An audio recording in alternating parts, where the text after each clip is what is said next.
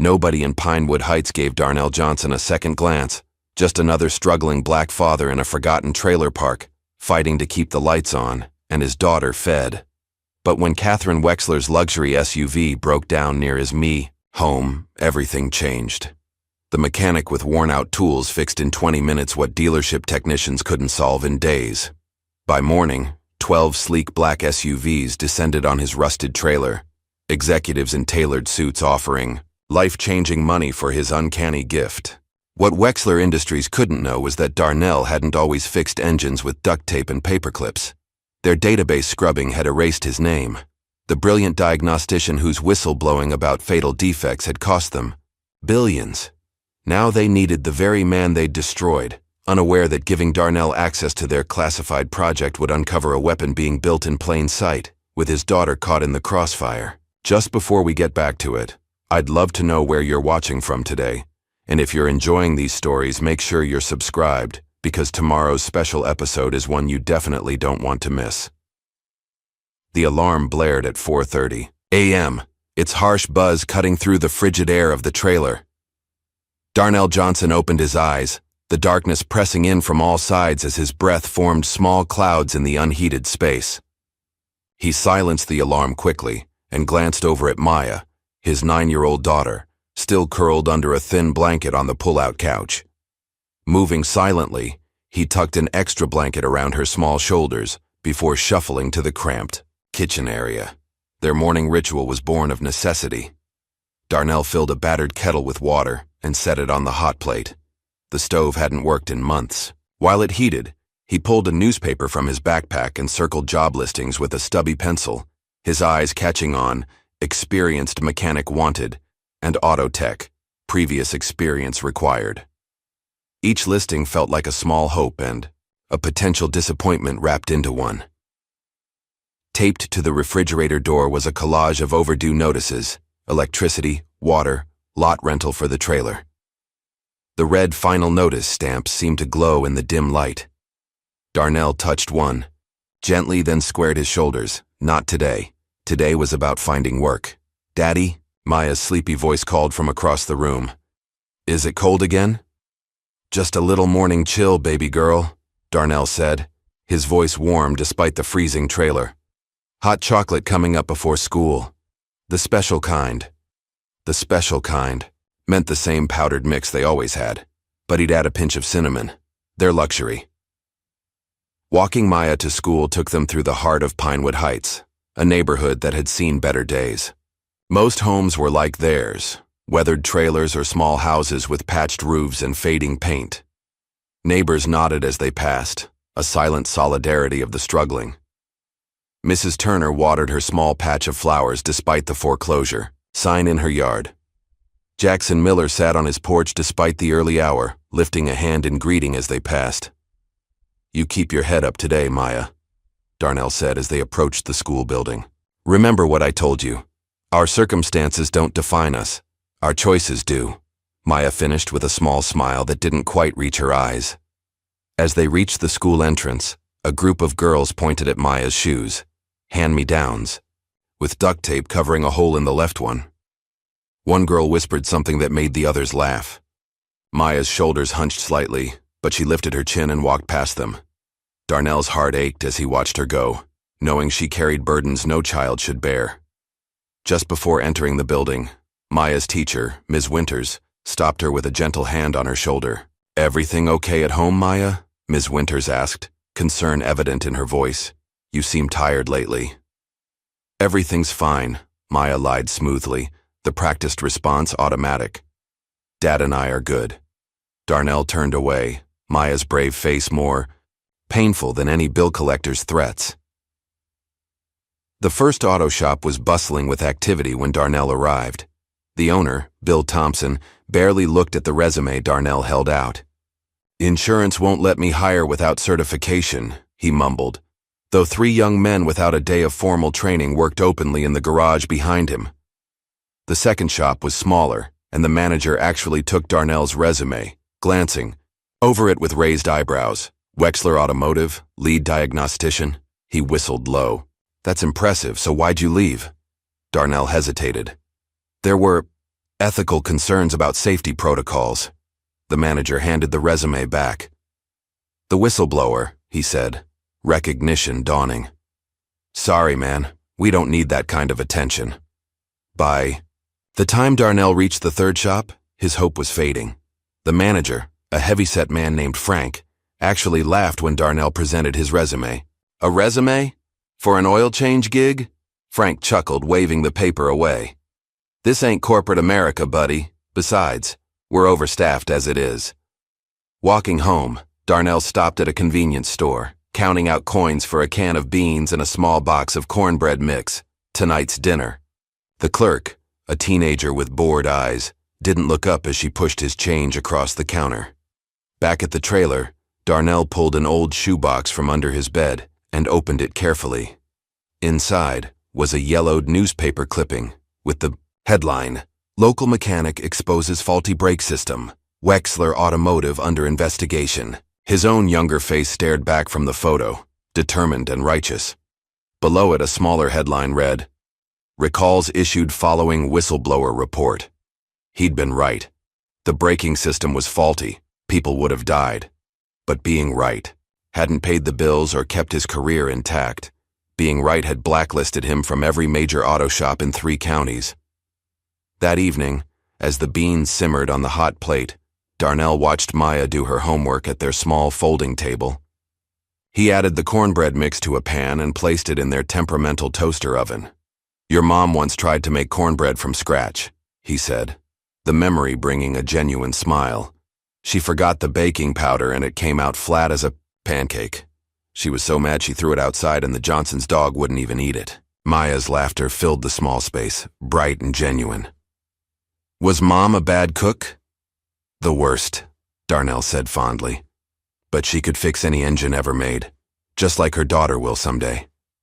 Maya's laughter faded, her eyes suddenly serious. Dad, will we always live here, in this trailer? Darnell's throat tightened. He wanted to promise her the world. A house with her own room, new shoes without tape, a yard to play in. Instead, he stirred the beans and said nothing.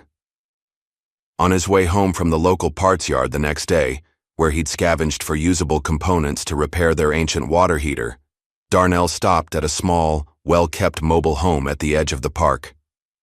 He knocked 3 times, their signal. Mr. Earl Wilson, 78 years old with skin like weathered leather, opened the door with a shotgun resting casually against his leg. It's just me, Mr. Earl, Darnell said, accustomed to the old man's caution. I know who it is, Mr. Earl growled, setting the gun aside. These old eyes still work. Come in before you let all my heat out. Earl's home was meticulously organized, every surface clean, military precision evident in the perfectly folded blanket on the couch. Photographs of a younger Earl in army uniform hung on the walls alongside medals in display cases. Water heater. Acting up again? Earl asked, offering Darnell a cup of coffee. Yes, sir. Thermocouple shot. Earl nodded thoughtfully. Got a socket wrench you can borrow. Might have a thermocouple in my shed, too. They sat in comfortable silence for a few minutes, sipping coffee. Earl had been the first to welcome them when they moved to Pinewood Heights 3 years ago. The old veteran didn't offer pity, just practical help and occasional wisdom. How's the job hunt? Earl finally asked. Still looking, Darnell admitted. Earl snorted. Their loss. Never saw nobody with hands like yours. You keep fixing the world, D. It'll come back around. Walking home with Earl's socket wrench, Darnell wondered if the old man was right. If anything could come back around from the mess his life had become. At home, Maya was hunched over her desk, carefully drawing what looked like a futuristic car. She quickly covered it when Darnell entered. What's that, baby girl? He asked. Nothing, she said, then reconsidered. Just a picture, for school. Later, when Maya was asleep, Darnell found the drawing tucked in a folder labeled Hope. The car was sleek, impossibly advanced, with Johnson Motors written across the side. Underneath, Maya had written, When I grow up, I want to fix engines like Daddy. Darnell's eyes burned as he carefully put the drawing back where he'd found it. That night, dark clouds rolled in from the west, bringing with them a storm that shook the thin walls of their trailer. The power flickered once, twice, then went out completely. Darnell fumbled for the flashlight they kept by the door. "It's okay, Maya," he called. "Just a storm. I need to secure the tarp on the roof." Outside, rain lashed his face as he climbed the short ladder to their roof, where a blue tarp covered a section damaged in the last major storm. The wind fought him as he hammered down loose corners. "Cursed life," he muttered to himself. Rain, streaming down his face. Everything broken. Everything always broken.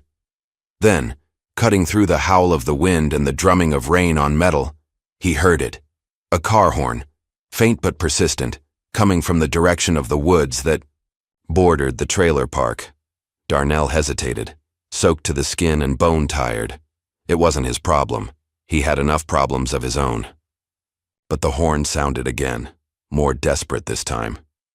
Following the sound, Darnell made his way through the woods, flashlight beam bouncing off wet tree trunks and undergrowth.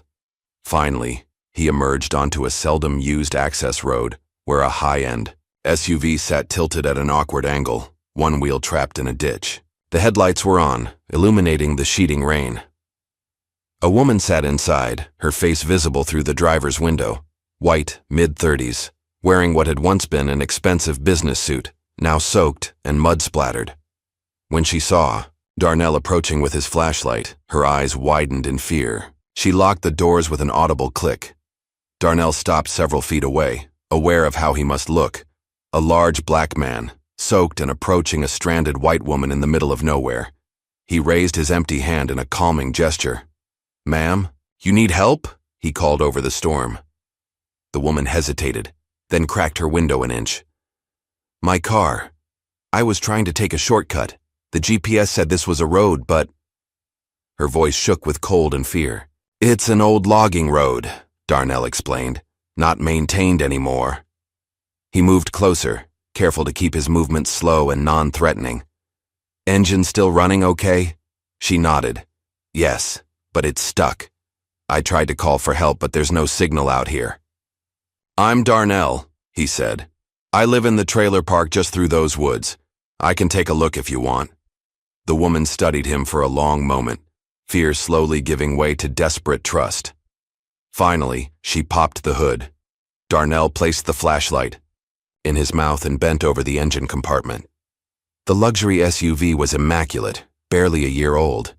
But as he examined it more closely, he spotted the problem: a cracked vacuum line and a loose connection to the ECU. From his pocket, he pulled a small toolkit he always carried: basic wrenches, electrical tape, zip ties, the essential tools of his trade. With practiced movements, he repaired the vacuum line and secured the connection. "Try it now," he called to the woman. She turned the key, and the engine roared to life, smoother than before. Wiping his hands on his already soaked pants, Darnell circled to her window. "You should be able to back out slowly now. The traction control was compromised by that loose connection." The woman stared at him in amazement. "How did you... I mean, with just those little tools?" Darnell shrugged. "Engines talk to me. Always have." "Who are you?" she asked, genuine curiosity replacing fear. Darnell thought about all the answers he could give. Former lead diagnostician, whistleblower, disgraced mechanic, struggling father. Instead, he simply said, "Someone trying to get home." He guided her car out of the ditch, declining her offer of payment. As she drove away, he thought it was the end of their strange encounter. He was wrong. "Dad! Dad, wake up! There's people outside!" Maya's urgent voice cut through Darnell's exhausted sleep. He blinked, momentarily disoriented, then registered the panic in his daughter's voice. "What people, baby?" he asked, instantly alert. "Big black cars. Lots of them. Like in the movies when the government comes!" Darnell rushed to the window and felt his heart skip. A convoy of 12 sleek black SUVs, identical to the one he'd helped the night before but in perfect condition, lined the narrow dirt road leading to their trailer. Men in dark suits stood beside several of the vehicles. One was speaking into a radio. "Stay inside, Maya," Darnell said, his mind racing. Through the thin walls of their trailer, he could hear neighbors emerging from their homes. Mrs. Turner stood on her porch in a bathrobe, mouth open in shock. Jackson Miller was filming the scene with his phone. Even Mr. Earl had appeared, standing at the edge of his property with his arms crossed, watching intently. Taking a deep breath, Darnell opened the door and stepped outside. Maya, ignoring his instructions, followed close behind him, clutching the back of his shirt. One of the suited men approached, his posture professional but not threatening. "Mr. Johnson? Darnell Johnson?" "That's me," Darnell answered cautiously.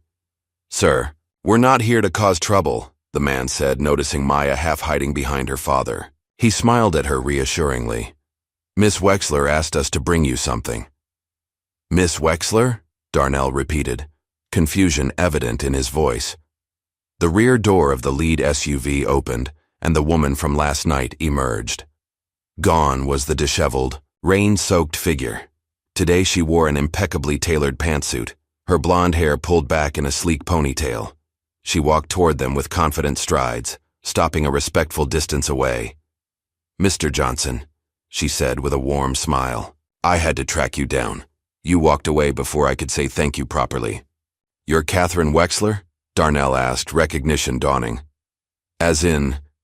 "Wexler Automotive, yes," she confirmed, "among other subsidiaries." Darnell instinctively took a step back, pulling Maya with him. The Wexler name brought back a flood of bitter memories. The whistleblowing, the legal battles, the blacklisting. Catherine noticed his reaction. "Please, I'm not here about the past. May we talk? Privately?" Against his better judgment, Darnell found himself following Catherine to her SUV. Maya clung to his hand, wide-eyed and silent. Inside the vehicle, the leather seats and climate-controlled interior felt like another world compared to their drafty trailer. Catherine pressed a button, and a privacy screen rose between them and the driver. "What you did last night was remarkable," she began. "That engine has a proprietary system. Most certified mechanics wouldn't have diagnosed it so quickly, let alone fixed it with, was that electrical tape?" "And a paperclip," Darnell admitted, despite himself. Catherine reached into a sleek briefcase and pulled out a formal envelope. "This is an invitation, Mr. Johnson, a consulting opportunity at Wexler Tech, our technology subsidiary in Atlanta. 3 months, excellent compensation." She named a figure that made Darnell's breath catch. "Housing included, of course. For both of you." Darnell stared at the envelope but didn't take it. "Why me? You have engineers with degrees from MIT." "Engineers who couldn't figure out what you did in 20 minutes with a flashlight in your mouth?" Catherine countered. "We don't usually recruit people without resumes, but your work spoke volumes." "Ms. Wexler, Catherine, please." "Catherine," Darnell corrected himself. "I appreciate the offer, but I can't accept. There's too much history there." "This isn't about history," Catherine insisted. "It's about the future. A prototype engine. Unlike anything on the market, and we're stuck." Darnell shook his head. "I don't want to leave Maya, and I don't want to get involved in rich people games." Catherine's expression softened as she looked at Maya, who was tracing patterns on the leather seat with one finger. "Just one meeting, Mr. Johnson, in Atlanta. 1 day, no strings. We'll fly you there and back." Before Darnell could respond, Maya spoke up. "Can I come too, on a plane?" Catherine smiled. "Of course, the jet has excellent snacks." Later that evening, after the convoy had departed and the neighbors had stopped staring, Darnell sat at their small table, staring at Catherine's business card. Maya was supposed to be getting ready for bed, but he could feel her watching him from the doorway of their tiny bathroom. "You should go, Dad," she said finally. "Maya, it's not that simple. You always fix broken things," she said, her voice small but determined. "Maybe this is how you fix us too." Unknown to them, at that very moment, Catherine Wexler was taking a call in her Atlanta penthouse office. "No, he hasn't committed yet," she said to the person on the other end. Her voice had lost its warmth, replaced by cool efficiency. "But I'm confident he will." She listened for a moment, then added, "No, he doesn't know yet. But we need him on this. If he says no again, We'll make him an offer he can't refuse. The next morning, Darnell visited Mr. Earl. The old veteran listened silently as Darnell explained the situation. "Don't trust big money types," Earl warned when Darnell had finished. "I worked government contracting for 30 years. Saw men like that use people up and spit 'em out." "It's just one meeting," Darnell said, though uncertainty colored his voice. Earl fixed him with a hard stare. "Nothing's ever just one meeting." He sighed heavily. "But maybe it's a door opening. Lord knows you deserve one." Despite his misgivings, Darnell agreed to go. 48 hours after Catherine's convoy had upended their quiet existence, he and Maya found themselves boarding a sleek private jet. Maya bounced excitedly in her seat, eyes wide as she took in the luxurious interior. Darnell sat tensely, hands clasped tightly in his lap. Catherine greeted them warmly, acting as their gracious host. But Darnell noticed how her eyes occasionally darted to her phone, how her smile sometimes seemed calculated rather than genuine. The flight to Atlanta took less than an hour. As they descended, Darnell got his first glimpse of the Wexler Tech facility.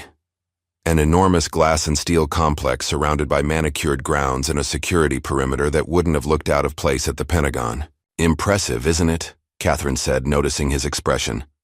"The future of American innovation." They landed on a private airstrip and were transferred to yet another black SUV. Maya pressed her face against the window as they drove through security checkpoints and into an underground parking structure. "What about Maya?" Darnell asked as they approached an elevator. "We've arranged for her to tour our educational center," Catherine explained. "It's where employees' children attend, classes during the day. State of the art." Darnell hesitated, reluctant to be separated from his daughter. Maya squeezed his hand. "It's okay, Dad. I'll be fine." He watched her walk away with a friendly-looking woman in a Wexler Tech uniform, fighting the urge to call her back. Catherine led Darnell into an elevator that required both a keycard and a retinal scan. They ascended in silence, finally emerging into a stark white corridor. "Our R&D section," Catherine explained. "Very few people have clearance for this floor." They entered a conference room where 3 men and 2 women in lab coats waited. One stepped forward, extending his hand. "Dr. Alan Pierce," he introduced himself. "Lead engineer. We've heard a lot about you, Mr. Johnson." Darnell shook his hand cautiously. "What exactly am I doing here?" Dr. Pierce exchanged a glance with Catherine, who nodded slightly. He slid a complex schematic across the table toward Darnell. "We heard you fixed a blown ECU with wire and tape," Dr. Pierce said. "Let's see what you do with this." Darnell studied the schematic, immediately recognizing it as an advanced engine design. But something was off. The cooling system was inefficient. The fuel injection sequence flawed in a subtle but critical way. He looked up at the engineers, realizing this was a test. They were watching him intently, waiting to see if he would spot the deliberate flaws they had introduced. From the other side of a mirrored glass wall, Catherine Wexler observed, her eyes narrowing thoughtfully as Darnell began to circle the problems on the schematic. "This," she murmured to herself, "is exactly what we need." For 2 minutes, the conference room was silent, except for the soft scratch of Darnell's marker against the schematic paper. The engineers watched, expressions carefully neutral, as he methodically circled one flaw after another. His hands moved with certainty, making corrections in the margins with quick, precise strokes. Finally, Darnell looked up. "Your cooling system has 3 major flaws. The radiator configuration creates a bottleneck here." He tapped the paper, "leading to pressure buildup that'll cause catastrophic failure after about 40 hours of operation. Your fuel injection sequence is elegant but wasteful, burns 15% more fuel than necessary. And this wiring layout," he shook his head, "creates electromagnetic interference that'll corrupt your sensor data." Dr. Pierce's eyebrows shot up. He glanced at his colleagues, who looked equally stunned. "Those issues took our team 6 weeks to identify," a woman with steel gray hair said. "And you found them in 2 minutes?" Darnell rewrote a section of the coolant flow diagram. "I see patterns, always have. When something's wrong, it stands out." Behind the one-way glass, Catherine smiled tightly. She pressed an intercom button. "Bring him in." The door opened, and Catherine entered with 2 security guards. "Impressive work, Mr. Johnson. More than impressive, actually." Darnell slid the schematic back across the table. "What is this engine for? It's not for a car." The engineers exchanged glances. "It's a prototype hybrid," Dr. Pierce offered. "Very experimental." "A concept we're exploring," another added quickly. Darnell shook his head. "No. The torque ratio's all wrong for a passenger vehicle. The cooling system's designed for sustained high output. The material specifications suggest extreme operating conditions." He locked eyes with Catherine. "What is this actually for?" Catherine's smile didn't waver. "I promised you lunch, didn't I? We can discuss details over food." The cafeteria at Wexler Tech rivaled high-end restaurants, with floor-to-ceiling windows overlooking manicured grounds. Darnell barely noticed the gourmet options on his plate, his mind still processing the engine schematic. "You didn't answer my question," he said as Catherine sat across from him. "That engine, it feels military." "Our company has many government contracts," Catherine replied smoothly. "Defense, transportation, energy. The engine you saw could have applications in any of those sectors." Before Darnell could press further, a woman approached their table. She wore a lab coat like the others, but something about her stance, slightly defensive, perpetually alert, set her apart. "Mr. Johnson, this is Elena Morales," Catherine introduced. "One of our best engineers," Elena nodded stiffly. "Ms. Wexler." Her eyes assessed Darnell with cool professionalism. "I hear you found our little Easter eggs in the schematic." "Easter eggs?" Darnell repeated. "The flaws. They were deliberate." Elena's tone suggested she wasn't entirely happy about it. "A test." 1. "You passed brilliantly," Catherine interjected. "Elena will show you some of our other projects while I check on your daughter." As Catherine walked away, Elena's professional mask slipped slightly. "So you're the miracle worker they've been buzzing about, the man who fixes things with paperclips." "Just doing what needed doing," Darnell said, uncomfortable with the characterization. Elena studied him for a moment, then leaned closer. "Those flaws you found? I've been flagging them for months. They don't listen to me either."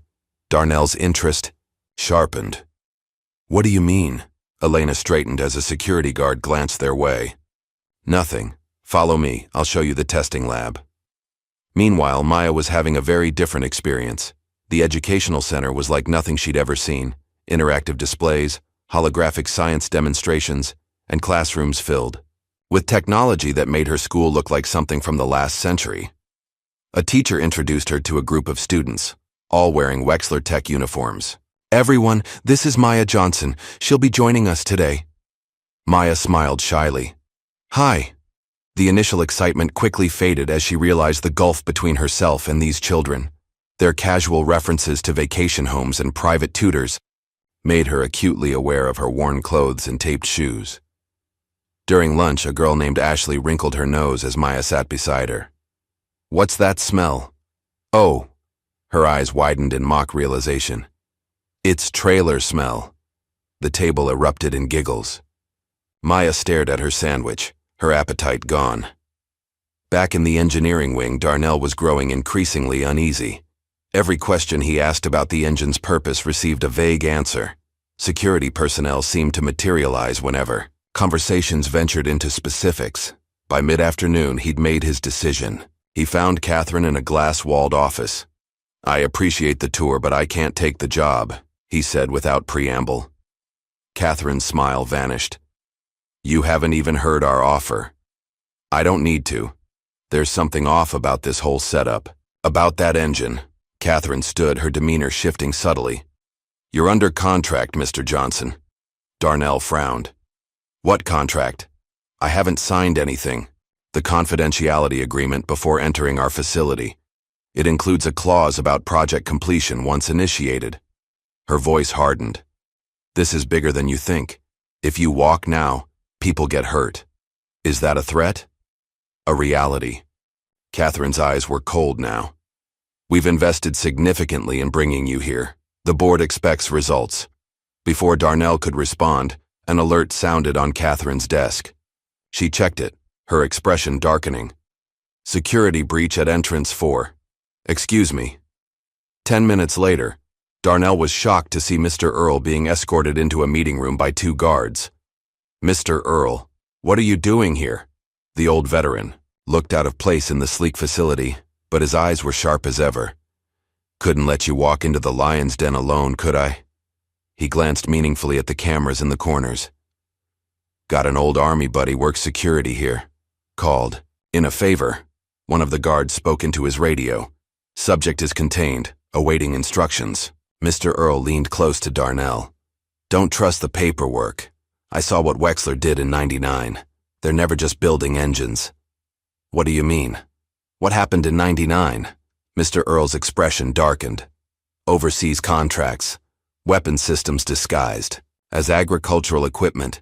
3 villages wiped out before the truth came out. The guard's radio crackled. Escort the visitor out. Standard procedure. Mr. Earl gripped Darnell's arm. Watch yourself, son. These people play chess while the rest of us play checkers. As Mr. Earl was led away, Darnell's phone vibrated with a text from an unknown number. Storage room B, sub-level 2, 20 minutes. Come alone. Darnell found the storage room exactly 20 minutes later. Elena was waiting inside, nervously checking her watch. We don't have much time, she said, pulling a tablet from her lab coat. Security does sweeps every 30 minutes. What's going on? Darnell demanded. Elena activated the tablet, revealing a file labeled Restricted Mantis Protocol. I accessed this using Pierce's credentials. Look at the language, she pointed. The phrases highlighted in red, target acquisition AI, and deployment zones. Darnell's blood ran cold. The engines for a drone? Not just any drone, an autonomous vehicle designed for surveillance and other capabilities. Urban settings. Elena's voice dropped. Domestic deployment. They're building spy drones for American cities? Darnell felt sick. That's the sanitized version, Elena replied grimly. The engine you corrected today powers the platform. Without it, the whole system fails. A notification appeared on Darnell's phone, a text from Maya. Dad, there's a weird man outside school watching me. Teachers say they'll check, but he left. Darnell showed Elena the message, his heart racing. I need to go, now. They're letting you see this, Elena warned, gesturing around them. It's all controlled. Even me talking to you right now. They're probably allowing it to see how you'll react. My daughter may already be part of their leverage. Elena's eyes were sympathetic but hard. Be careful what you say to her. They're watching.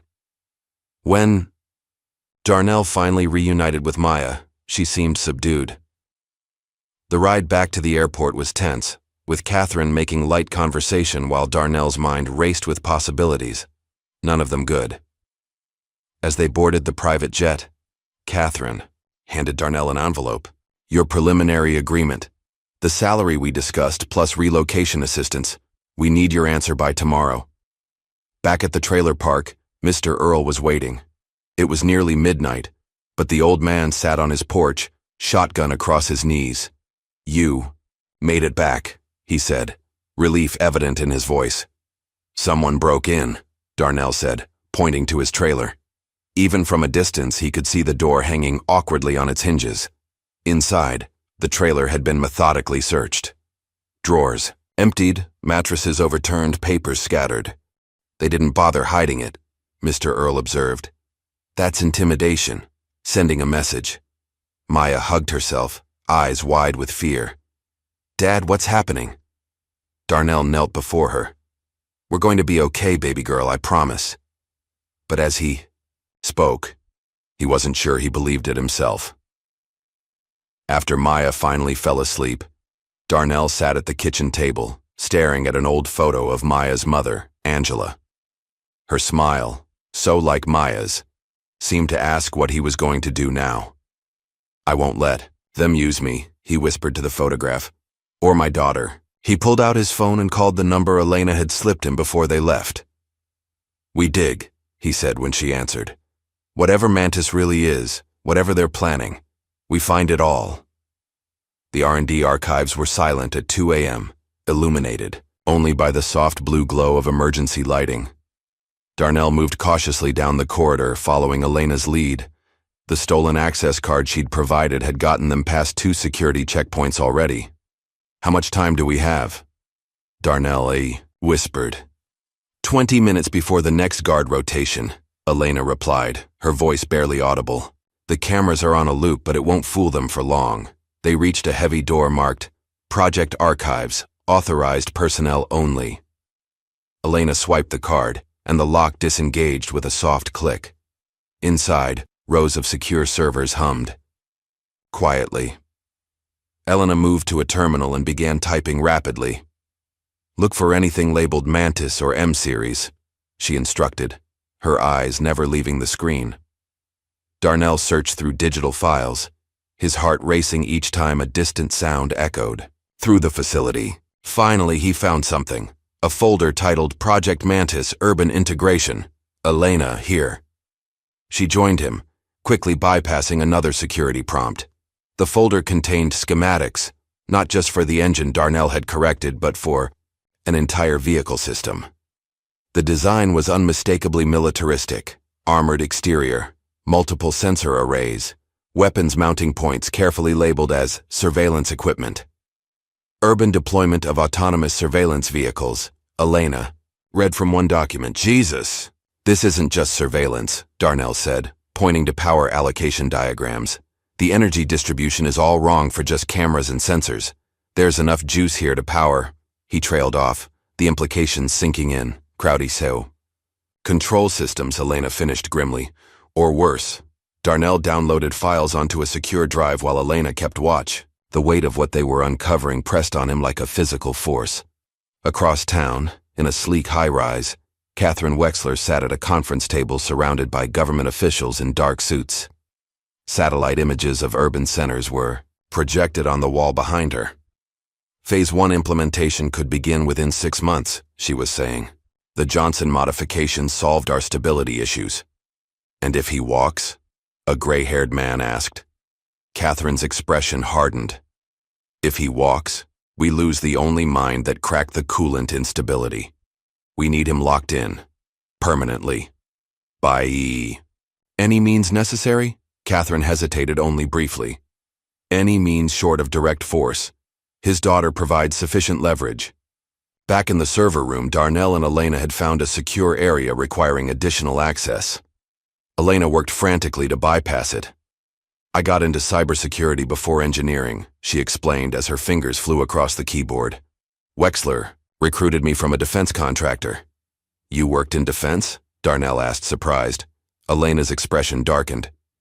I designed drone guidance systems. Then one of my drones was used in an operation that killed 37 civilians. The company called it collateral damage. I called it murder. So you left. I left thinking Wexler was different. Her laugh was bitter.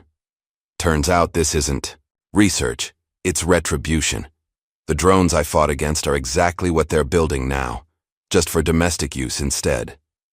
The lock finally released. Inside, they found older files, hard copy documents dating back several years. My God, Elena breathed, holding up a folder. They've been planning this for a decade. Mantis was originally conceived for overseas deployment, but after the whistleblower scandal— What whistleblower scandal? Darnell asked. Elena looked at him strangely. Yours. After you exposed the brake defects, Wexler lost military contracts worth billions. This, she gestured to the Mantis files, is their comeback, and they specifically targeted you to help build it. Darnell felt the floor tilt beneath him. That doesn't make sense. Why recruit someone who exposed them? Elena pulled another file. Because according to this, you were right about the defects but wrong about the cause. It wasn't negligence, it was sabotage, by a competitor. Wexler took the fall, but they've spent years building a case. She paused. And tracking you. Darnell's chest tightened. What are you saying? Elena met his eyes reluctantly. Darnell, there's more. These files show they've been monitoring you for years. Your job rejections, your financial struggles, they weren't just bad luck. They blacklisted me. Worse, they engineered your downfall." Elena hesitated. "And there's something about an accident. Something about Maya's mother." Before Darnell could process this, an alarm blared through the building. Their time had run out. That night, Darnell dreamed of Maya running through empty streets, pursued by a mechanical monster bearing his engine design. He woke gasping, sheets soaked with sweat, the image of his daughter's terror still fresh in his mind. The next morning, Catherine arrived at his trailer unannounced. Her smile was gone, replaced by cold professionalism. Breaking into secure areas. "Mr. Johnson? Stealing company property? That's a serious offense." Darnell matched her stare. "Building surveillance drones for American cities? That seems pretty serious too. You misunderstand the technology. Mantis isn't a weapon. It's a platform for maintaining order, for protecting citizens.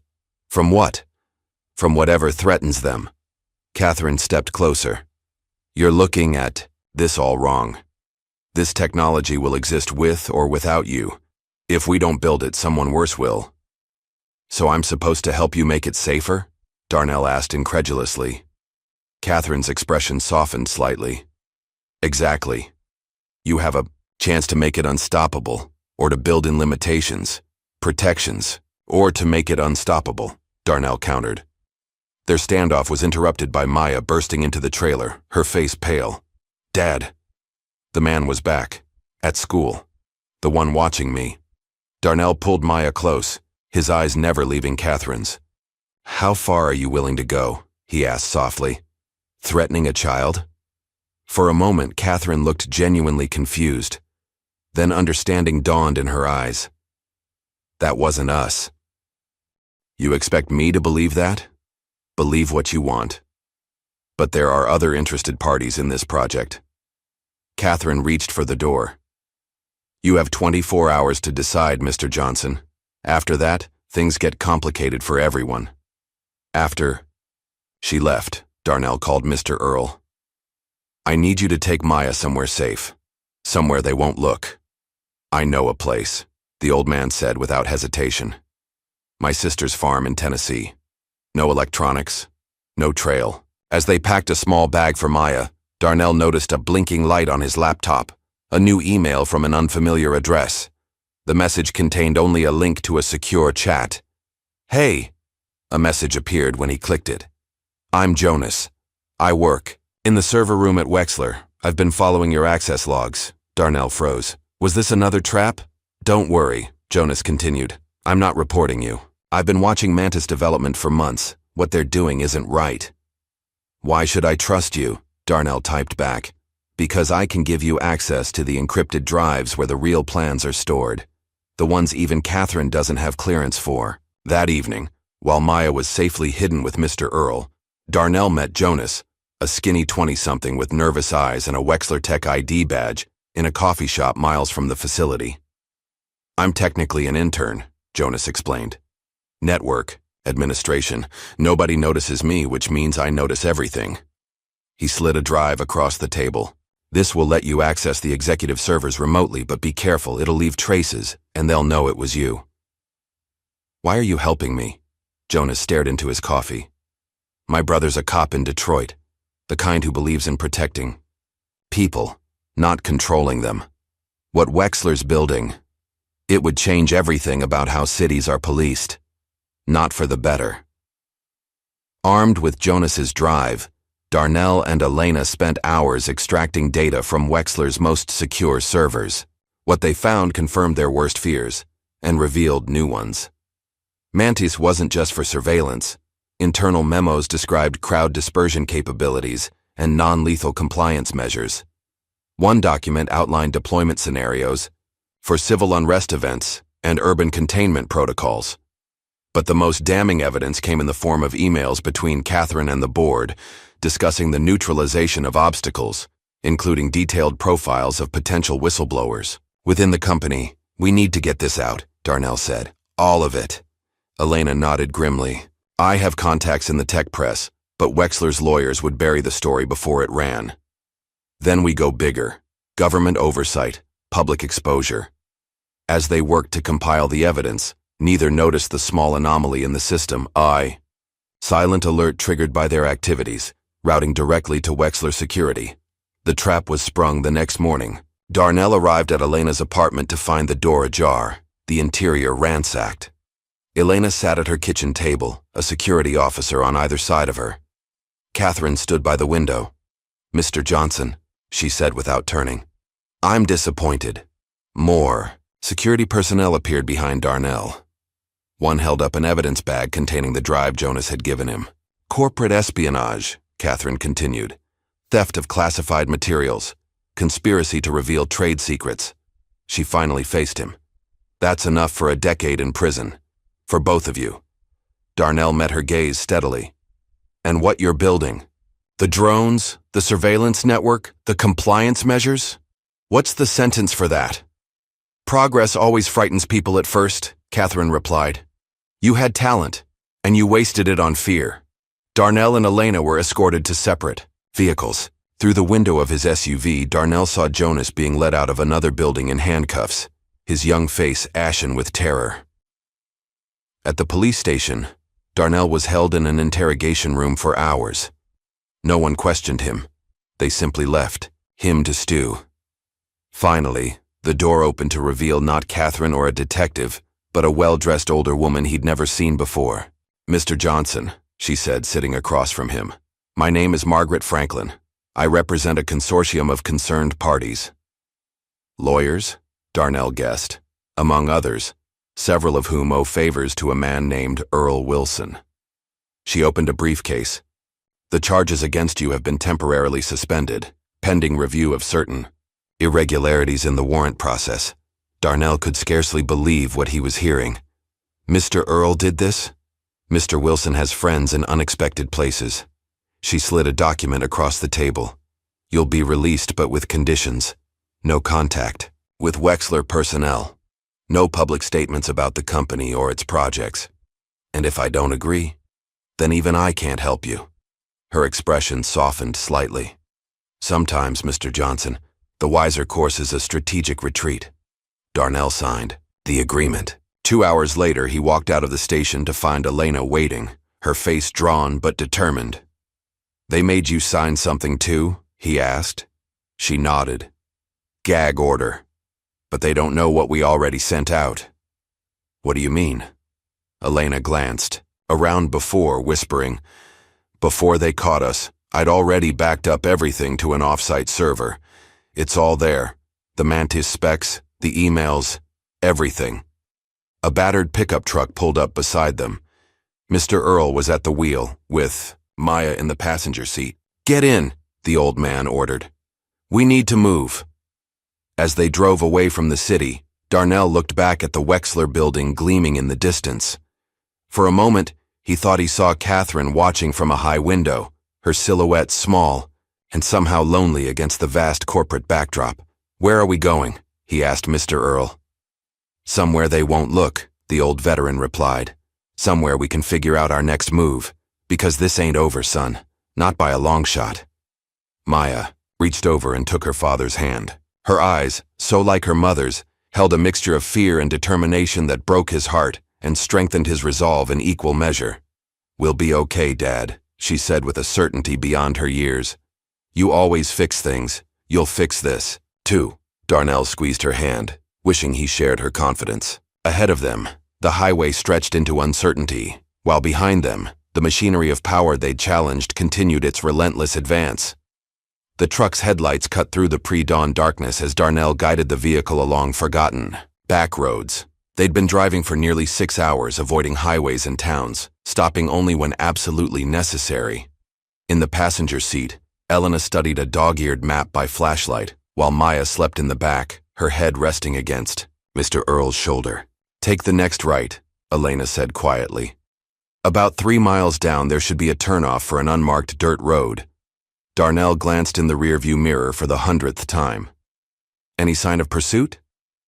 "Nothing yet," Mr. Earl responded, his weathered face illuminated briefly by passing headlights. But Wexler's people are thorough. They won't give up easily. The borrowed pickup. Mr. Earl had been deliberately vague about where he'd acquired it, rattled over the uneven terrain as they followed the dirt road deeper into the Appalachian foothills. The Mantis blueprints and other evidence they'd gathered were hidden inside Maya's lunchbox, tucked beneath coloring books and granola bars. There, Elena pointed ahead to a barely visible structure nestled among the trees. The cabin was small and weather-beaten, with a sagging front porch and boarded windows. It looked abandoned, which was precisely the point. My brother's hunting cabin, Mr. Earl explained as they approached. He passed 5 years ago. Nobody's used it since. No electricity, no phone lines, no cell signal within 10 miles. Clean air for thinking, Darnell murmured, taking in the isolation. Inside the cabin was surprisingly solid, dusty but intact. A wood stove dominated the main room, with simple furnishings scattered about. Maya explored wide-eyed, treating the primitive accommodations like an adventure rather than a necessity. "It's like camping, Dad," she exclaimed, bouncing on a creaky cot. Darnell managed a smile, grateful for his daughter's resilience. "Just like camping, baby girl. Just for a little while." As they settled in, Darnell and Elena established a routine. Mornings were spent reviewing the Mantis documents, looking for vulnerabilities or legal violations they could exploit. Afternoons often found them outside, where Darnell had begun teaching Maya basic mechanical skills, not just to occupy her, but as practical knowledge for their uncertain future. "This is called a socket wrench," Darnell explained one day, demonstrating. "On the pickup's engine. It lets you work in tight spaces." Maya absorbed everything eagerly, her small hands quickly growing confident with the tools. Elena joined these sessions, contributing her engineering knowledge. Together, they covered everything from basic repairs to improvised filtration systems. "See how the water passes through these layers?" Elena showed Maya one afternoon, using an old bucket, charcoal, sand, and cloth to build a simple water filter. First, it removes the big particles, then the smaller ones. Maya's face lit with understanding. "Like how the engine filters work, but for water instead of fuel." "Exactly," Elena smiled, impressed. "You've got your father's mind for patterns." At night, when Maya was asleep, the adults would strategize in hushed tones around the cabin's scarred wooden table. "The problem isn't just exposing Mantis," Elena explained one evening. "It's proving Wexler's intent. The technology itself isn't illegal. It's how they plan to use it. And who they plan to use it against," Mr. Earl added grimly. During these weeks of hiding, Maya had started keeping a journal, a composition notebook titled How We Disappeared. Its pages filled quickly with her observations, sketches of mechanical parts they'd explained to her, and codes they'd taught her for emergency communications. "If we get separated," Darnell had told her, "look for messages like this." He demonstrated a simple pattern of seemingly random numbers that actually contained coordinates and meeting times. Maya took to the codes with surprising aptitude, soon creating variations of her own. "It's like a puzzle, Dad," she explained, "and I'm good at puzzles." Meanwhile, back in Atlanta, Jonas was enduring daily interrogations. Despite his fear, he maintained that he'd acted alone in helping Darnell, protecting both Darnell and Elena from further charges. "I just thought he deserved to know what he was building," Jonas repeated, his story consistent despite threats and promises. Secretly, during brief moments alone, Jonas copied the same blueprints Darnell had taken and stored them in an encrypted cloud account, a backup plan he kept even from Darnell. In her penthouse office, Catherine Wexler was facing her own interrogations. The CEO of Wexler Industries, Harrison Porter, paced before the floor-to-ceiling windows, his reflection distorted by the city lights below. 3 weeks, Porter said, his voice dangerously quiet. 3 weeks, and your pet mechanic is still in the wind with our most sensitive materials. "We'll find him," Catherine insisted, maintaining her composure despite the pressure. "The surveillance grid has been expanded to 3 additional states. It's only a matter of time." "Time we don't have." Porter stopped pacing to face her directly. "The Defense Department is getting nervous. Our investors are asking questions. If you can't bring him back, don't bother coming back at all." Alone later that night, Catherine stared at a photograph on her desk. Herself as a young girl standing beside her father, the company's founder, both smiling before the original Wexler factory. She remembered his words. "We build things that last, Kathy. Things that matter." She wondered what he would think of Mantis, of using their family legacy to create machines of control rather than progress. But such doubts couldn't matter now. She'd come too far, compromised too much. Back at the cabin, the days blended together until one morning when Maya's small transistor radio, a gift from Mr. Earl to keep her entertained, emitted a strange pattern of static during her favorite music program. Darnell recognized it immediately as an embedded audio message, a technique he'd once learned from Mr. Earl. Isolating the waveform using Elena's laptop, they discovered a message from Jonas. They found the cabin. "You have 48 hours. Run." How could they know? Elena asked, panic rising in her voice. Mr. Earl's expression darkened. "The radio. It's been receiving fine, which means—" "Signal triangulation," Darnell finished. "They've been tracking broadcast. Receivers in remote areas. They packed quickly, taking only essentials." Darnell worked through the night, rigging simple but effective traps around the cabin. Nothing lethal, just delays to buy them time. Tripwires connected to falling branches, pressure plates that would trigger loud noisemakers, a frying pan, suspended from the ceiling by string that would swing down if a certain door was opened. "Remember what I taught you," he told Maya as they prepared to leave. "Keep low, move quiet. Stay with Elena if we get separated." Maya nodded, fear and determination warring in her young face. "I remember, Dad." They slipped away before dawn, leaving the cabin to serve as a decoy. Only hours later, a tactical team converged on the structure, finding nothing but empty rooms and Darnell's improvised traps. The frying pan caught one agent squarely in the forehead, leaving him with a concussion, and his team with a humiliating report to file. The group had split up temporarily, Mr. Earl taking Maya along a safer route, while Darnell and Elena created a more obvious trail to draw pursuit. They would rendezvous at a predetermined location miles away. The plan worked, but not without cost. As they navigated a steep ravine, Elena slipped on loose shale. Darnell caught her before she fell completely, but not before a sharp rock edge sliced deeply into her side. The wound wasn't life-threatening, but it bled profusely and would need proper medical attention. "I'm fine," Elena insisted through gritted teeth as Darnell applied pressure with his shirt. "You're not fine," he countered. "We need help." Finding that help meant another risk. Mr. Earl directed them to a nondescript RV parked on the outskirts of a small town, a mobile medical clinic run by Dr. Sarah Linwood, a former Army medic who owed Mr. Earl for saving her brother in desert. "Storm, clean entry and exit," Dr. Linwood commented as she examined Elena's wound. "You're lucky. Half an inch deeper and we'd be having a different conversation." "How long until she can travel?" Darnell asked. "A few days at least," the doctor replied, "unless you want her passing out from blood loss." This forced delay gave them time to consider their next move. Gathered around a map in the back of the RV, they debated options. "We could reach out to my contacts in the tech press," Elena suggested, her voice weak but determined. "Wexler's lawyers would bury it," Darnell countered. "We need something bigger, something they can't control." "Washington," Mr. Earl said suddenly. "Take it straight to the oversight committees, public hearings. Make it too big to hide." Elena's expression was skeptical.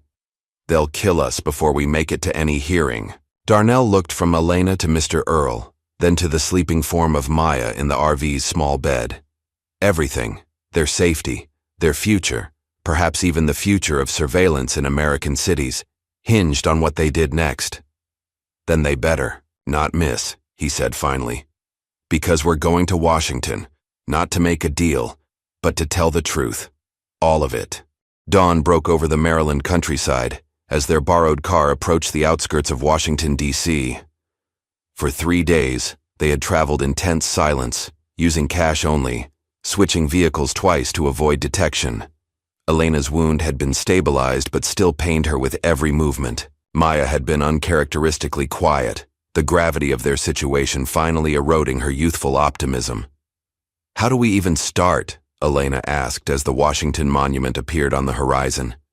"We can't just walk into a congressional office with stolen corporate documents. We start with people who specialize in exposing secrets," Darnell replied. From his pocket, he produced a crumpled business card Mr. Earl had given him, the contact information for a journalist named Rebecca Winters. According to Mr. Earl, Winters was part of a secretive network of journalists, former intelligence agents, and civil liberties attorneys dedicated to exposing government overreach. They operated from unmarked offices and used encrypted communications, their very existence known only to those who needed their help, desperately enough to seek them out. "She'll want proof," Mr. Earl had warned. "Hard evidence, not just your word against Wexler's." They made contact using a secure messaging app downloaded onto a burner phone. The response was immediate but cautious. "Verification required." "Proof of claims," Elena typed back. "Mantis surveillance drones, urban deployment, Wexler Industries." After a tense silence, new instructions appeared. "Abandoned Washington Press Building, basement level, 2 p.m., come alone." "It's a trap, Mr. Earl stated flatly when shown the message. "Maybe," Darnell conceded. "But we're running out of options." They compromised. Darnell would go to the meeting while Elena stayed with Maya and Mr. Earl at a safe distance, ready to publish everything online if he didn't return within 3 hours. The Washington Press Building had once been the hub of the city's newspaper industry. Now it stood derelict, windows boarded, graffiti decorating its lower levels. Darnell slipped inside through a service entrance, finding his way to the basement as instructed. The vast underground space was dimly lit by emergency lights that had somehow remained operational, despite the building's abandonment. Printing presses loomed like industrial dinosaurs in the shadows. "Mr. Johnson." Darnell turned to find a woman emerging from behind one of the machines. Rebecca Winters was younger than he'd expected, maybe mid-30s, with sharp eyes that missed. "Nothing. You're taking an enormous risk coming here," she said without preamble. "Not as enormous as letting Mantis go operational," Darnell replied. Winters smiled thinly. "Prove it exists." Darnell produced a flash drive, one of several copies they'd made. "Everything's here. Schematics, deployment plans, internal communications, including references to crowd control capabilities. If this is legitimate, it could trigger congressional hearings," Winters said, examining the drive. "But we need more than digital files. Those can be altered, discredited." "What do you need?" "Testimony. On record. Your face, your voice, telling your story." Darnell hesitated. Going public would make him and Maya targets forever, not just fugitives, but symbols. "I need time to think," he said finally. Winters nodded. 24 hours. After that, we move forward with or without you. This is bigger than one person, Mr. Johnson. Even bigger than your daughter." Back at their temporary safe house, a motel room paid for in cash on the outskirts of the city, Darnell shared Winters' requirements. "She's right," Elena said quietly. "Files can be dismissed as forgeries. We need someone to stand up and be counted." "That someone doesn't have to be you," Mr. Earl pointed out. "Elena could do it, or I could." "No," Darnell shook his head. "This started with me, with my engine." He looked at Maya, who was pretending not to listen. "But I won't decide anything without considering what it means for all of us."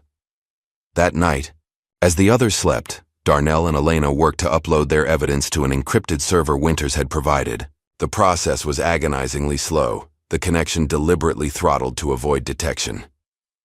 29%, Elena reported, watching the progress bar inch forward. "At this rate, it'll take hours." A soft ping from Elena's laptop interrupted. Them, an alert from one of the security programs she'd installed. "Someone's searching for our device signature," she whispered urgently. "They're close." Darnell peered through the motel room blinds to see 2 black SUVs pulling into the parking lot. Men in tactical gear emerged, moving with practiced efficiency toward the motel office. "Wake the others," Darnell ordered. "We need to move, Now. They escaped through a bathroom window moments before their door was breached. Moving in the shadows between buildings, they made it to their car, just as shouts erupted behind them. "The upload," Elena said desperately. "It's not complete." "We'll find another way," Darnell promised as they sped away, tires screeching. The pursuit that followed was relentless. Wexler's security team had anticipated their escape routes, blocking side streets and coordinating with local police using some pretext about dangerous fugitives. Downtown Washington offered their best chance: crowds, buildings, the chaos of a city that could swallow them if they moved quickly enough. Abandoning their car in a parking garage, they continued on foot, Maya between them, Mr. Earl bringing up the rear despite his protests that he was slowing them down. "There," Elena pointed to a construction site, a half-completed office building with a tower crane looming overhead. "We can lose them in there." The site was a maze of concrete pillars, stacked materials, and machinery. They wove through it, climbing higher as their pursuers spread out below. Eventually, they found themselves trapped on the unfinished 20th floor, the only exit blocked by approaching security personnel. "The crane," Darnell said, pointing to where the tower crane's arm extended toward the adjacent building. "We can cross to the next roof." It was insane. A narrow metal beam suspended hundreds of feet above the street. But the alternative was capture. "I can't," Elena whispered, her face pale as she looked at the drop. "My side. I wouldn't make it." "I'll create a diversion," Mr. Earl volunteered. "Draw them away." "No," Darnell was firm. "We stay together." He turned to Maya, whose eyes were wide with fear. "Baby girl, I need you to be brave now. Braver than you've ever been." Maya swallowed, hard but nodded. "Like the balance beam at school, right, Dad?" "Just like that. I'll be right behind you." With Elena supporting Mr. Earl, Darnell guided Maya onto the beam. The 9-year-old moved with surprising steadiness, her small body tense but controlled, as she inched across the gulf between buildings. Darnell followed, his heart in his throat, ready to catch her if she faltered. From a rooftop across the street, Catherine watched through binoculars as the small figure of Maya made her way across. The crane arm. A sniper beside her adjusted his scope, the crosshairs finding Darnell's back. "I have the shot," the sniper reported. Catherine stared through her binoculars, focusing not on Darnell but on Maya, a child balanced between terror and courage, trusting her father to keep her safe. Catherine remembered another child, her own daughter, lost to a drunk driver years ago. The memory still ached like an unhealed wound. "No kill order," she whispered, lowering the binoculars. "Track but do not engage." "Ma'am?" The sniper looked confused. "You heard me." Catherine's voice was steel. "Let them go." Maya reached the far building, collapsing into her father's arms as he made the final step across. Elena and Mr. Earl followed more slowly, but they too made it safely. For a moment, they allowed themselves to breathe, to believe they might have escaped. Then Maya surprised them all. Spotting an electronic billboard control panel on the maintenance level of the building they'd entered, she darted toward it, fingers flying, over the keyboard before Darnell could stop her. "Maya, what are you—" "Dad, remember the code you taught me?" Maya's face was alight with fierce determination. "The one for emergencies when people need to know something important?" On the massive digital billboard facing the city, the regular advertisement flickered, then changed to display a stark message. "They're building war machines, don't let them." Below it was a web address leading to the partially uploaded files. "How did you—" Darnell began, astonished. "You taught me the basics," Maya explained. "But Jonas showed me more. We've been practicing online." Around the city, people stopped to stare at the hijacked billboard. Phones came out. Pictures were taken. The message spread across social media platforms faster than any corporate team could contain it. Within hours, news outlets were reporting on the Mantis leak. The partial files, while incomplete, contained enough concrete evidence to spark congressional interest. Wexler stock plummeted as investors panicked.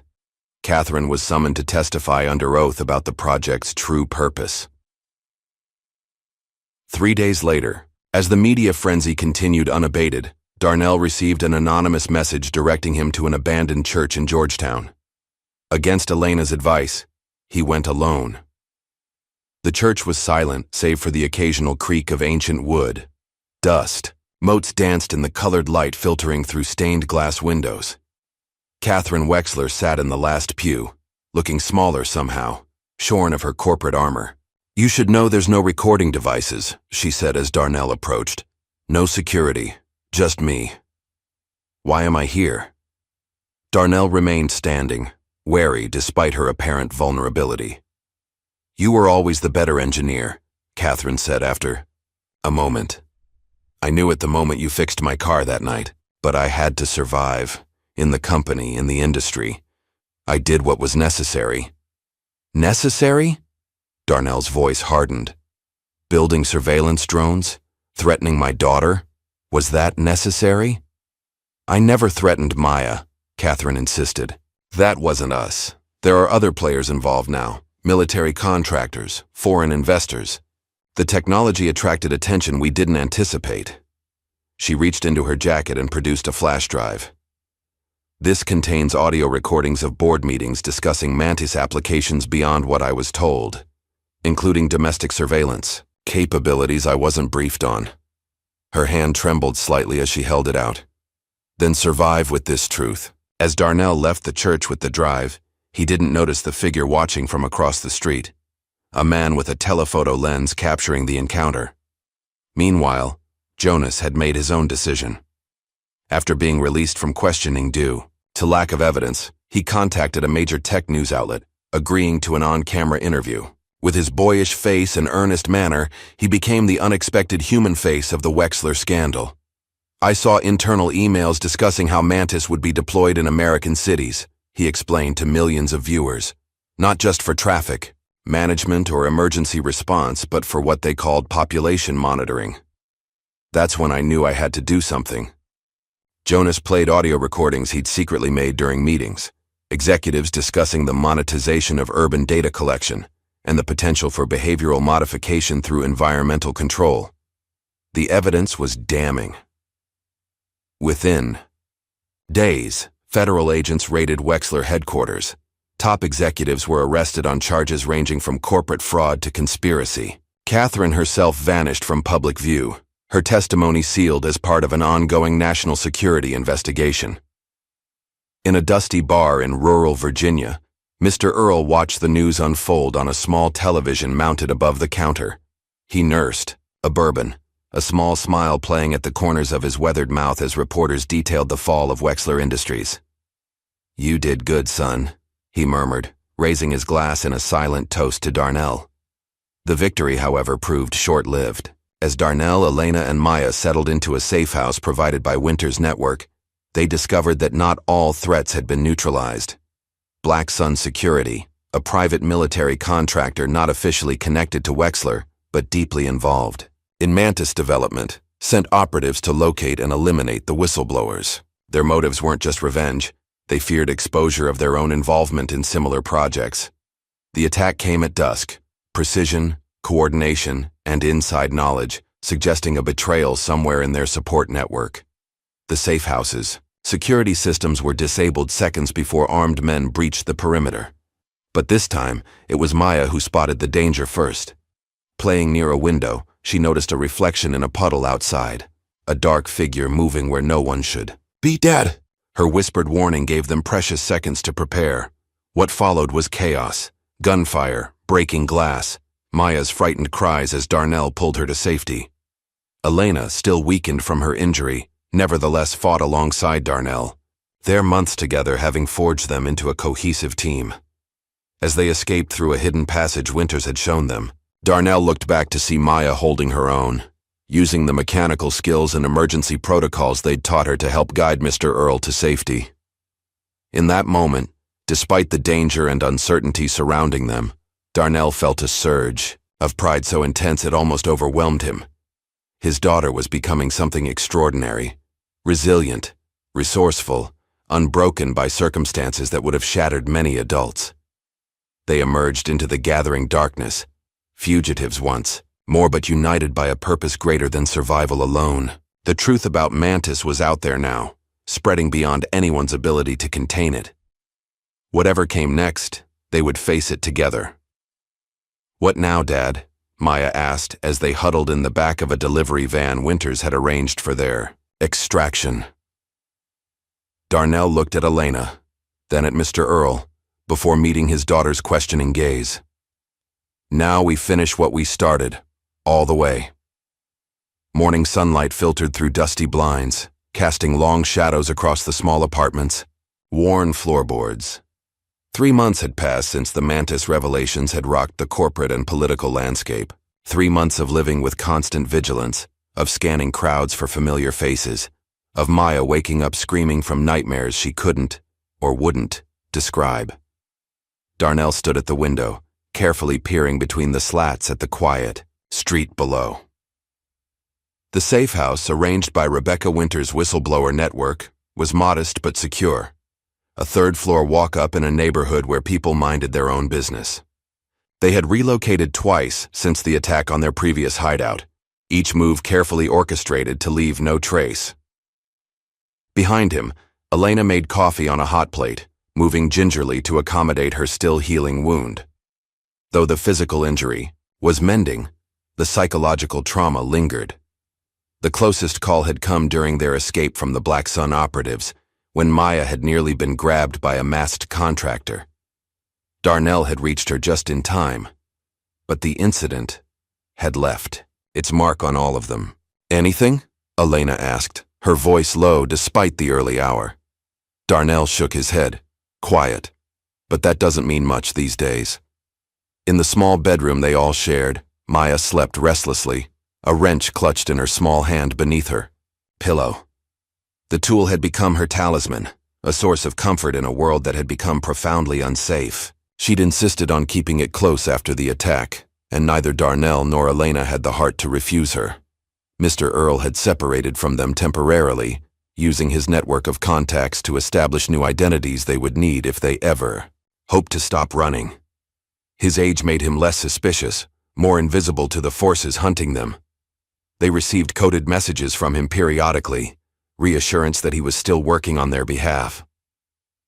The television murmured in the background, the morning news cycling through updates on the Mantis scandal. Congressional hearings had been convened. Wexler executives had resigned in disgrace. But the story was already fading from headlines, pushed aside by newer scandals, fresher outrage. "They're burying it," Elena said, nodding toward the TV. "Just like they always do." Darnell's phone buzzed, a secure device provided by Winters' network. The message was from Rebecca herself. "Need to meet. Usual place, noon, critical." The usual place was a small bookstore with a coffee shop in the back, chosen for its multiple exits and privacy. When Darnell arrived, Winters was already waiting, a stack of books providing casual cover for their conversation. "We have a problem," she said without preamble. "Someone sold access." Darnell's blood ran cold. "What do you mean?" "One of our journalists. He provided partial access to the Mantis files to a foreign investment group." Her expression was grim. "They're already rebuilding components of the system overseas. Different name, same purpose. How could that happen? I thought the files were secure." "Nothing's truly secure," Winters replied. "Not when there's enough money involved." She slid a tablet across the table, showing schematics nearly identical to what they'd exposed, but with subtle modifications. "They're calling it Sentinel. Different branding, same machine." Darnell studied the designs, anger building like pressure in a sealed chamber. "We didn't stop the machine," he said bitterly. "We just changed who's driving it." When he returned to the apartment, he found Elena and Maya huddled around a laptop, watching a bootlegged recording of a podcast interview that had been briefly published before being removed from all official platforms. The subject was Catherine Wexler. "I authorized development without fully understanding the implications." Catherine's voice was steady, but her eyes betrayed exhaustion. "The original concept was for disaster response, autonomous vehicles that could navigate damaged infrastructure. Somewhere along the line it became something else." "And you never questioned this evolution?" The interviewer pressed. "I questioned. I was overruled. She paused. That's not an excuse. It's just what happened. The interview continued, Catherine methodically exposing her own role in Wexler's crimes without seeking absolution. Near the end, she looked directly into the camera, her composure cracking slightly. If Darnell Johnson is watching this, I want him to know one thing. Protect your daughter. Maya is the only version of the future that doesn't scare me.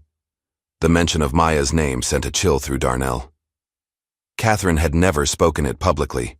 Before. The message was clear. She knew they were watching and she was warning them. She's trying to help, Elena suggested. Or setting us up, Darnell countered. Either way, we need to move again. Before they could debate further, Maya emerged from the bedroom, rubbing sleep from her eyes. At 11, she looked older somehow, her childish softness hardened by months. On the run, her questions had grown more pointed, her observations sharper. They're building it again, aren't they? She asked, nodding toward the laptop. The engine. Darnell hesitated, then nodded. There seemed little point in shielding her from truth she'd inevitably discover. So we didn't really stop anything. Maya's voice held no surprise, only resignation.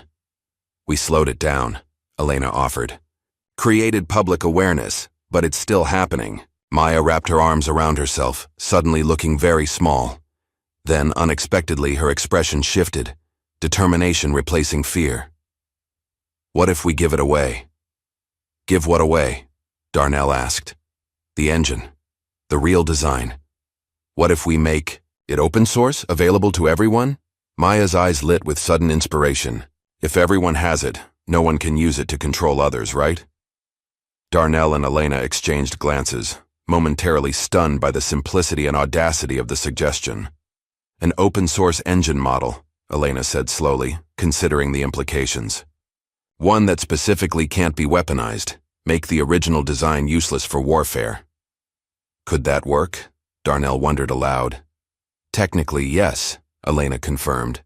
We'd need to modify the coolant system, remove the components designed for weapons integration, add fail-safes against military applications. But it's possible. For the first time in months, Darnell felt the spark of hope. His daughter, with a child's clarity, had identified a solution that had eluded them all. Over the following weeks, a new purpose energized their small group. Darnell and Elena worked feverishly to redesign the engine, stripping away its capacity for weaponization while enhancing its efficiency for civilian applications. Maya contributed unexpected insights, her untrained mind sometimes seeing solutions that escaped their expertise. What if we change this fuel intake? She suggested one evening, pointing to a schematic. Make it so it only works with normal gas, not the special military fuel? Darnell stared at his daughter in amazement. That's actually brilliant. Their work didn't go unnoticed. Darnell's supporters, a growing community of tech activists, ethical engineers, and ordinary citizens concerned about surveillance, organized an unprecedented livestream event. The public would vote, release the engine as open technology to benefit all, or bury it forever. Maya, displaying a maturity beyond her years, volunteered to host the stream. People will listen to a kid, she reasoned, especially one whose dad is being hunted for telling the truth. As preparations for the live stream continued, a new offer arrived. This one from Alexander Reese, newly appointed CEO of Neocom, a rising tech corporation positioning itself as the ethical alternative to companies like Wexler. We'd like to offer you exclusive development rights, Reese told Darnell during a secure video call. Your engine, reimagined for space colonization, clean energy, no military applications. The offer was staggering. Financial security, legitimate work, and end to running. Yet something in Reese's carefully crafted pitch rang false. I need time to consider, Darnell said neutrally. After the call ended, a message arrived from Jonas, who had continued to work behind the scenes, monitoring corporate communications related to Mantis and its offshoots. Don't trust Reese, the message read. Neocom is funding Black Sun. They want the engine for themselves. I've been working as a double agent inside their systems. Also, been teaching Maya some hacking skills online. Hope that's okay. The revelation of Jonas's continued involvement and his clandestine tutoring of Maya explained her rapidly advancing technical abilities. What had seemed like natural talent had been supplemented by expert guidance. The night before the livestream, as they made final preparations in yet another temporary safe house, the security system Jonas had installed triggered a silent alarm. Someone had breached the perimeter. "Get Maya out," Darnell told Elena, reaching for the weapon they kept hidden beneath the couch. "There's no time," Elena replied, checking the security feed. "They're already surrounding the building." Unlike previous attacks, this one came with a face, a woman named Vega Harrison, former military specialist and now field commander for Black Sun. She entered alone, hands visible, seemingly unarmed. "Ms. Morales," she addressed Elena directly. "It's been a long time." Elena's face drained of color. "You two know each other?" Darnell asked, confused. "We worked together." Before Wexler, Elena admitted. "On the drone program." Vega's smile was cold. "Until she sabotaged our guidance systems and disappeared with classified data. Data that could have saved lives. Data that was being used to kill civilians," Elena countered. "That's not your call to make." Vega's attention shifted to Darnell. "We don't want you, Johnson. We want her, and the engine designs. Give us both, and you and your daughter walk away. No more running." The standoff stretched for agonizing seconds. Then Elena moved, placing herself between Vega and the others. "Take me," she said quietly. "The original designs are on the drive in my pocket, but you let them go first." "Elena." "No," Darnell protested. "It's the only way," she insisted. "Maya needs her father. The world needs your engine. The right version of it." What happened next unfolded with terrible swiftness. Darnell reaching for Elena, Maya screaming, Vega moving with lethal precision. In the confusion, Elena created an opening for Darnell and Maya to escape through a back exit she'd prepared, for just such an emergency. The last words Elena spoke, blood seeping from a wound no doctor would heal, were meant for Darnell alone. "Promise me, let Maya decide. It's her world now, not ours." Outside, as sirens wailed in the distance, Darnell pulled a sobbing Maya into the night, his heart shattered, but his resolve hardened by Elena's sacrifice. They had lost a friend, a partner, a brilliant mind, but her final gift had been there, freedom, and the chance to complete what they'd started. "She believed in you," Darnell told Maya as they disappeared into the shadows. "In what we're doing." Maya wiped away tears with the back of her hand, her young face setting into lines of grim determination. "Then we don't waste it." The livestream began at exactly noon, broadcasting from a location that changed every 30 minutes to prevent tracking. Millions watched as Maya Johnson, 12 years old and carrying the weight of months on the run, addressed the world. "My name is Maya Johnson," she began, her voice steady despite her youth. "Most of you know my dad as the mechanic who exposed Project Mantis. But I want to tell you about my mom, Angela Johnson." A photograph appeared on screen, a woman with Maya's eyes and smile standing beside a younger Darnell. "My mom died when I was 6. They called it an accident, but we found out it might not have been." Maya took a deep breath. She was an engineer too, like my dad, and when big companies build things that can hurt people, sometimes the people who speak up get hurt instead. The camera widened to include Darnell, sitting beside his daughter, his presence solid and reassuring. "Elena Morales died 3 weeks ago," Maya continued. "She was helping us. She believed knowledge shouldn't be used against people." Her voice broke slightly, but she pressed on. "She told my dad to let me decide, so here's my decision." With a decisive keystroke, Maya initiated the upload of the modified engine designs to servers worldwide. "This engine belongs to everyone now. It's open to the world. No patents, no secrets, no weapons, just the power to help people." The response was immediate and overwhelming. The live stream counter surged past 10 million viewers, Social media exploded with reactions. The open-source release spread like wildfire through engineering forums and universities, with annotations and improvements added in real time by thousands of contributors. Within days, the first independent replications appeared. Engineering. Students in Mumbai building a small-scale version, a collective in Lagos adapting it for water purification, rural communities in Appalachia constructing generators to power homes off the grid. The corporate backlash was equally swift. Tech giants filed injunctions, claiming the design incorporated their proprietary technology. Government agencies expressed security concerns about unregulated engine production. Black Sun and similar contractors moved to shut down the decentralized network hosting the blueprints. But it was too late.